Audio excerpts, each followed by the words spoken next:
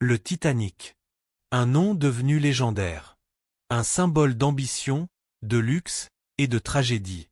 Le 10 avril 1912, ce géant des mers quitte Southampton, en Angleterre, pour son voyage inaugural à destination de New York.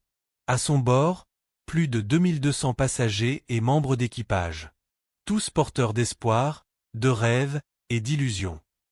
Considéré comme insubmersible, le Titanic était une prouesse technologique. Ses salons somptueux, ses ponts spacieux, ses innovations de sécurité impressionnaient le monde entier. Mais derrière ce chef-d'œuvre d'ingénierie, un excès de confiance allait sceller son destin. Dans la nuit glaciale du 14 avril 1912, à 23h40, le Titanic heurte un iceberg. Le choc est violent, presque imperceptible pour certains passagers.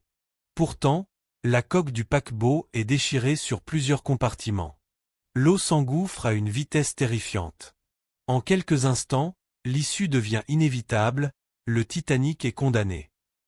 Le chaos s'installe. Les canaux de sauvetage sont en nombre insuffisant, et les procédures d'évacuation manquent d'organisation. Les premiers appels de détresse sont lancés, mais dans l'immensité de l'Atlantique, l'aide est loin, bien trop loin. À bord, la différence entre les classes sociales devient cruellement évidente. Tandis que les passagers de première classe ont un meilleur accès aux canaux, beaucoup de ceux de troisième classe luttent pour trouver une issue. Le courage, l'égoïsme, l'abnégation. Tous les visages de l'humanité se révèlent dans ces dernières heures. À 2h20 du matin, le Titanic s'enfonce définitivement sous les eaux, emportant avec lui plus de 1500 vies. Ceux qui survivent, recueillis plus tard par le paquebot Carpathia, raconteront l'indescriptible horreur de cette nuit.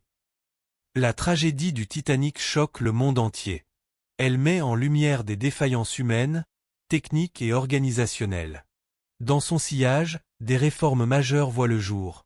Normes de sécurité renforcées, obligation de canaux pour tous, surveillance accrue des icebergs.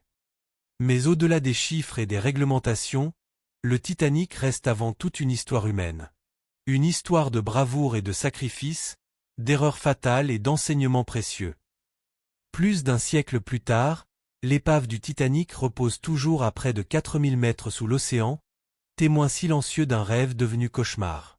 Son souvenir, lui, continue de nous émouvoir, de nous fasciner, de nous rappeler la fragilité de nos plus grandes ambitions. Le Titanic n'était pas seulement un navire. C'était un symbole. Et son naufrage, une tragédie éternelle.